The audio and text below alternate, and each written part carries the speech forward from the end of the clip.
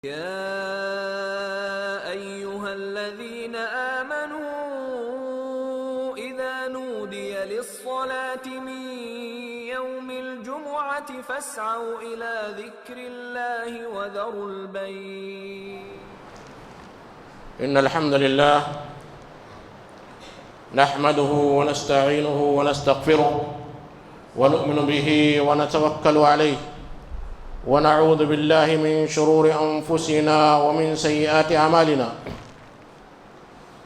من يهده الله فلا مضل له ومن يضلل فلا هادي له، وأشهد أن لا إله إلا الله وحده لا شريك له، وأشهد أن محمدًا عبده ورسوله.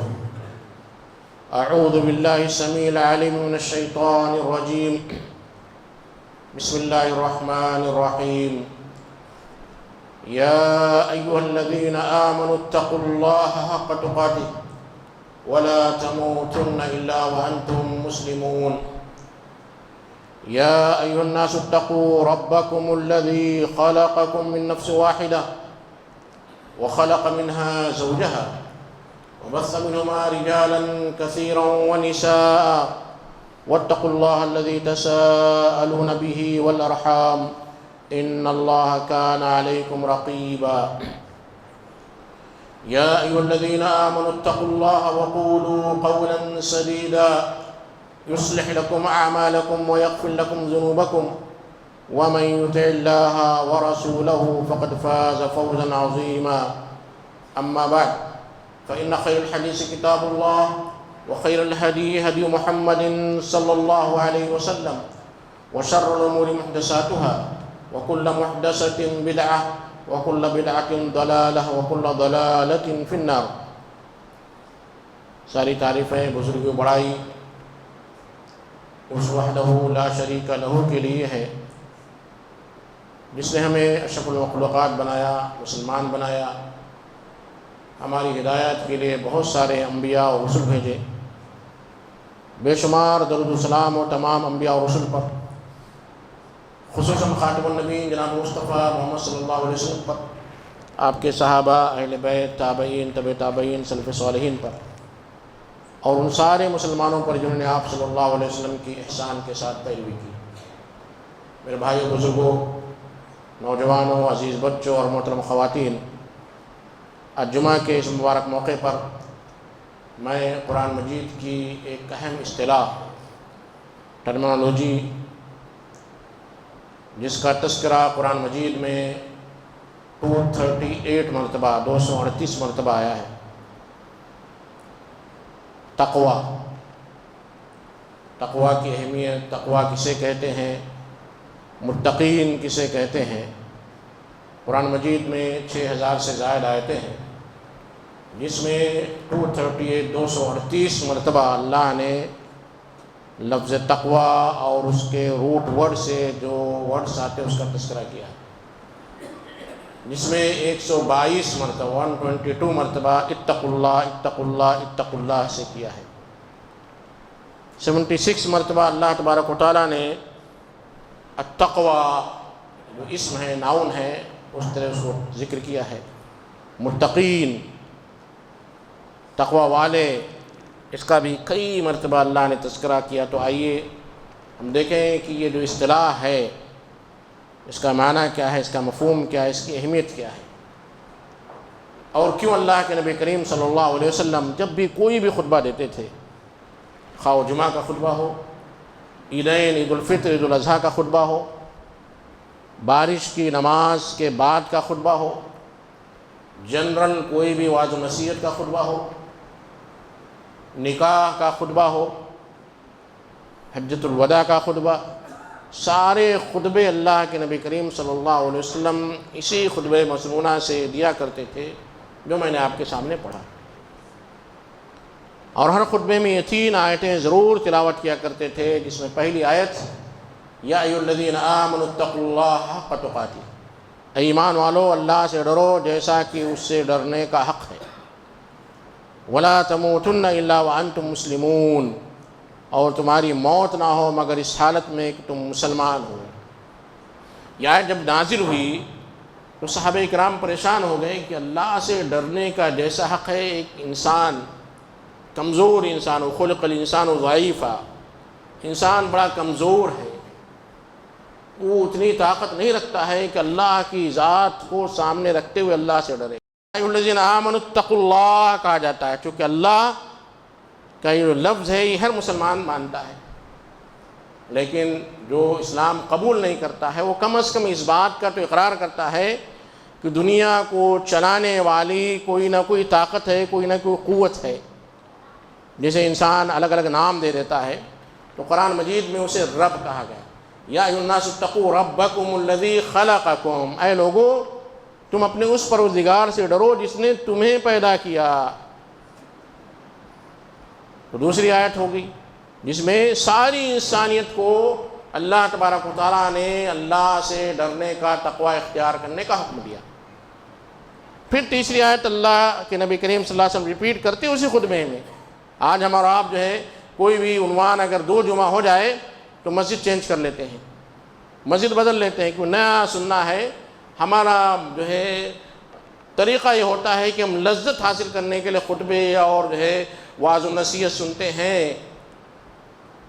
اللہ کے نبی کریم صلی اللہ علیہ وسلم تیسری آیت پھر پڑھتے ہیں، یا ایھا الذین آمنوا اتقوا اللہ وقولوا قولا سدیدا، اے ایمان والو اللہ سے ڈرو، ٹھیک بات کرو، ٹو دی پوائنٹ، ادھر ادھر کی نہیں۔ وہ کیا کرتے ہیں؟ صحیح سیدھی بات نہیں کرتے، گھما پھرا کر سچی بات نہیں۔ آپ کہاں پر ہیں؟ آن دا وے ہوں۔ آن دا وے کہاں ہے؟ آپ 10 کلومیٹر دور ہے، 5 کلومیٹر دور ہے، قریب میں ہے، کچھ نہیں۔ سیدھی بات کا مطلب یہ ہوتا ہے کہ آپ بتائیے کہ میں آپ کے منزل کے قریب پہنچ چکا ہوں، 2 منٹ میں پہنچ جاؤں گا، 4 منٹ میں پہنچ جاؤں گا۔ آپ کہاں ہیں؟ میں دوستوں کے ساتھ ہوں۔ کہاں پر ہیں؟ دوستوں کے ساتھ ہے، دوستوں کے ساتھ ہیں، یہ سینٹنس کلیئر نہیں ہے۔ قولوا قولا سدیدا، اسی لیے نکاح میں بھی آیتیں پڑھی جاتی ہیں چونکہ معاملات میں سیدھی باتیں نہیں ہوتی ہیں۔ لوگ تجارت کرتے ہیں، تجارت کے بارے میں ایک دوسرے کو دھوکہ دینا بڑا عام ہو چکا ہے، تو اسی لیے کہا کہ سیدھی بات کرو، بالکل کلیئر واضح، اس میں کسی بھی قسم کی کوئی جو گنجائش نہ ہو ادھر ادھر بھاگنے کی۔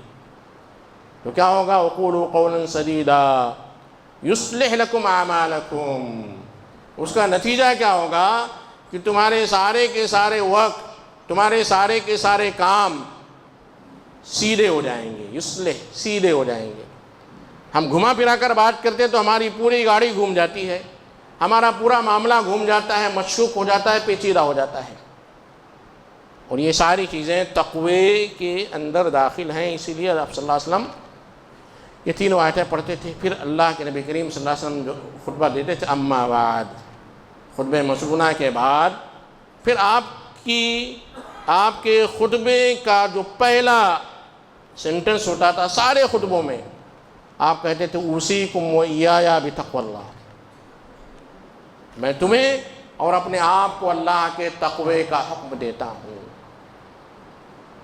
تمہیں بھی اپنے آپ کو، سارے خطبے اللہ کے نبی کریم صلی اللہ علیہ وسلم کے احادیث میں دیکھ لیجئے، یہ جملہ ضرور اس میں پایا جاتا ہے، خطبہ حجۃ الوداع ہو، عیدین کا خطبہ ہو، جمعہ کا خطبہ ہو۔ آج ہمارے بہت سارے بھائی کہتے ہیں کیا ہر جمعے میں 3 آیتیں بار بار پڑھتے ہیں، پک گئے سن کر۔ میرے بھائیوں کیوں یہ کہا جاتا ہے؟ آئیے میں اسے بتاؤں۔ تقوی کا معنی کیا ہوتا ہے پہلے آپ جب جانیں گے، اس کو آپ کی اپنی زبان میں جب سمجھاؤں گا تو بولیں گے ہاں بہت ضرورت ہے۔ تقوی ہے واو قافیہ، وقا یقی وقایتاً، کسی چیز سے پرہیز کرنا، کسی چیز سے بچنا، کسی چیز کے قریب نہیں جانا، یہ ہے تقوی کا لٹرلی معنی۔ بدقسمتی یہ ہے کہ اردو زبان یا کسی دوسری زبان میں عربی کا صحیح ترجمہ کرنا بڑا مشکل ہے۔ اتنی وسیع زبان ہے کہ ہر چیز کے لیے کئی الفاظ آتے ہیں، تو اس کا اگر میں ترجمہ اردو میں کرنا چاہوں تو بڑا مشکل ہے۔ سمجھانے کے لیے کہہ سکتے ہیں کسی چیز سے بچنا، پرہیز کرنا۔ اور یہی وجہ تھی کہ عمر بن الخطاب رضی اللہ تعالیٰ عنہ عربی تھے، عربی زبان کے ماہر تھے، عربی ادیب جو زمانے جاہلیت میں بڑے بڑے زباندان تھے، اور قرآن معجزے کے طور پر نازل کی گئی کہ اس جیسی کوئی عربی کی کتاب آپ پیش کر کے دیکھو۔ حضرت عمر کو کیا تقوی کا معنی نہیں معلوم تھا؟ یہ تصور کر سکتے ہیں آپ، جن سے شیطان بھاگتے تھے، وہ خود ابی بن کعب رضی اللہ تعالیٰ عنہ سے پوچھتے ہیں کہ بد تقوی، تقوی کیا ہے؟ مجھے سمجھ میں نہیں آ رہا ہے، لٹرلی معنی تو سمجھ میں آیا، لیکن یہ تقوی جو بار بار قرآن مجید میں آتا ہے اس کا مفہوم کیا ہے، اس کا معنی کیا ہے، اسے ذرا سمجھائیے مثال کے ذریعے۔ ابی بن کعب رضی اللہ تعالیٰ عنہ ان کے سوال کو بھانپ گئے، سمجھ گئے کہ کیا پوچھنا چاہتے ہیں، تو ایک بڑی پیاری مثال کے ذریعے انہوں نے سمجھایا کہ اے عمر، کیا تم کبھی ایسے راستے پر سے گزرے ہو جو راستے کے آس پاس جو ہے دونوں طرف کانٹے دار درخت ہو، طریقاً ذا شوک، کانٹے دار درخت؟ ہم کہہ سکتے ہیں کہ ہمارے اولڈ سٹی کی جیسے سڑکیں ہیں، اب یہاں تو اس مثال کے ذریعے نہیں سمجھایا جا سکتا ہے کیونکہ کسی بھی راستے پر کانٹے دار درخت نہیں ہوتے ہیں، لیکن اولڈ سٹی کی سڑکیں ہم کہہ سکتے ہیں کہ ایسی سڑکیں جہاں پر ہر 2 قدم کے بعد جو گڈھا ہو، ڈرینیج جو ہے کا پانی بہ رہا ہو، اور جو ہے ہماری دکانیں جو ہے بالکل روڈ پر آ چکی ہوں، سلکتا طریقاً ذا شوک۔ تو حضرت عمر کہتے ہیں ہاں بار بار میں ایسے راستے پر سے گزرا ہوں۔ تو کہا فکیف فعلت، آپ نے کیسے جو ہے اس راستے کو پار کیا؟ تو عمر رضی اللہ تعالیٰ عنہ کہتے ہیں کہ شمرت عن ساقی، میں اپنے دامن کو بچاتا ہوا، کپڑے کو بچاتا ہوا اس راستے سے جو ہے بچتے بچاتے نکل گیا۔ قال فذاک التقوی، اسی چیز کا نام ہے تقوی۔ انسان اپنی زندگی میں گناہوں سے ایسی بچے جیسے اولڈ سٹی کی جو ہے سڑکوں میں آپ کی جو ہے گاڑی جو ہے پنچر ہو سکتی ہے، اور جو ہے آپ کے کپڑے پر جو ہے کوئی بائک والا بازو سے گیا تو کپڑا گندا ہو سکتا ہے، اور کہیں آپ ٹکرا سکتے ہیں۔ تو جس طرح آپ اپنی زندگی گزارتے ہیں، جو لائف ہے وہ لائف ایسی گزاریں کہ آپ کی زندگی میں اللہ اور اللہ کے رسول صلی اللہ علیہ وسلم کی نافرمانیاں داخل نہ ہوں۔ جس کو اگر میں آج کی ٹرمنالوجی میں، آپ کی لینگویج میں، آپ کی زبان میں سمجھانا چاہوں تو میں کہہ سکتا ہوں کہ اسے ہم تقوی کو کہہ سکتے ہیں antivirus. Antivirus install کرنا، آپ کے پاس لیپ ٹاپ ہوتا ہے، آپ کے پاس کمپیوٹر ہوتا ہے، تو آپ اس کو بگ سے بچانے کے لیے اس کی جو ہے رفتار، اس کی سپیڈ کو فاسٹ کرنے کے لیے، آپ کے فائل کو کرپٹ ہونے سے بچانے کے لیے آپ کیا کرتے ہیں؟ اینٹی وائرس انسٹال کر دیتے ہیں۔ یہی ہے تقوی۔ اور اگر اور ماڈرن انداز میں اگر آپ کو سمجھانے جائیں تو آپ کہہ سکتے ہیں ویکسینیشن لینا۔ بچہ پیدا ہوتا ہے 7 دن پہلے کے ویکسینیشن دیتے ہیں، 2 دن پہ بھی دیتے ہیں، پتہ نہیں کتنے سارے ویکسینیشن دیتے ہیں تاکہ اسے نزلہ نہ ہو، ملیریا نہ ہو، ہیپاٹائٹس نہ ہو، اور جو ہے پولیو نہ ہو جائے۔ تو یہ ویکسینیشن دیتے ہیں۔ اور ابھی نئے زمانے میں جو کرونا وائرس کا جو ویکسینیشن تھا کہ اسے جو ہے ان ساری بیماری سے بچانے کے لیے جو ویکسینیشن یا اینٹی وائرس انسٹال کرتے ہیں، ہم کہہ سکتے ہیں کہ اسلام میں اسی چیز کا نام تقوی ہے۔ اب شاید اچھی طرح سمجھ گئے ہوں گے کہ تقوی کسے کہتے ہیں اور کیوں اللہ کے نبی کریم صلی اللہ علیہ وسلم ہر خطبے میں، اور کیوں اللہ تبارک و تعالیٰ نے قرآن مجید کی 238 آیتوں میں تقوی کا تذکرہ کیا ہے۔ اور قرآن مجید کی دوسری صورت میں جو پہلی آیت الف لام میم ذالک الکتاب لا ریب فیہ ھدی للمتقین، یہاں پر بھی متقین کا تذکرہ کیا۔ کیوں؟ اس لیے کہ ہماری ساری عبادتوں کا جو آبجیکٹیو ہے، جو مقصد ہے، ہماری زندگی گزارنے کا جو مقصد ہے، ہم اس دنیا میں جو پیدا کیے گئے ہیں اس لیے تاکہ ہمارے اندر تقوی پیدا ہو، اللہ کی عبادت، اللہ کا خوف، اللہ کا ڈر، یہ ساری چیزیں ہمارے اندر تقوی پیدا کرتی ہیں۔ کیسے؟ اللہ تبارک و تعالیٰ نے ہم پر اسلام کے جو 5 ارکان کا تذکرہ کیا، بنی الاسلام علی 5، شہادت اللہ الہ الا اللہ وان محمد رسول اللہ، گواہی دینا کہ اللہ کے سوا کوئی معبود برحق نہیں ہے اور محمد صلی اللہ علیہ وسلم اللہ کے رسول ہیں۔ یہ سب سے پہلا رکن ہے جس سے ہم اقرار کرتے ہیں کہ اے اللہ ہم تیرے غلام ہیں اور محمد صلی اللہ علیہ وسلم کے امتی ہیں، اے اللہ تیری بات اور رسول کی بات کو پیدا کرنے کے لیے ہمیں اس دنیا میں پیدا کیا گیا ہے۔ پھر اس کلمے کے گواہی میں، شہادت میں پروف کرنے کے لیے 4 ارکان بتائے گئے۔ ان چاروں ارکان کا مقصد آپ کے اندر تقوی پیدا ہونا ہے۔ پہلا رکن آتا ہے نماز۔ اللہ تبارک و تعالیٰ اس کے بارے میں کہتے ہیں ان الصلاۃ تنہی عن الفحشاء والمنکر، نماز انسان کو بے حیائی اور برائی کے کاموں سے بچاتی ہے، روکتی ہے، اور اسی کا نام تقوی ہے۔ پھر دوسرا رکن اللہ تبارک و تعالیٰ فرماتے ہیں یا ایھا الذین آمنوا کتب علیکم الصیام کما کتب علی الذین من قبلکم لعلکم تتقون، ایمان والو تم پر روزے فرض قرار دیے گئے ایسے ہی جیسے اس سے پہلے کی قوموں پر تھے۔ کس لیے؟ لعلکم تتقون، تاکہ تمہارے اندر تقوی پیدا ہو، تمہارے اندر اللہ کا خوف، اللہ کا ڈر پیدا ہو، جو تمہیں اللہ کی عبادت پر ابھارے اور اللہ کی نافرمانی سے روک دے۔ چوتھا رکن آتا ہے زکوٰۃ کا۔ اللہ تبارک و تعالیٰ اللہ کے نبی کریم صلی اللہ علیہ وسلم کو حکم دیتا ہے، قرآن میں ہے خذ من اموالہم صدقۃ تطہرہم وتزکیہم بہا، اے نبی ان لوگوں کے مال سے زکوٰۃ لو، صدقہ جمع کرو، اکٹھا کرو، تاکہ ان کے نفس پاک ہو۔ تزکیہم بہا، اسی کو تزکیہ کہتے ہیں، نفس کو پاک کرنا۔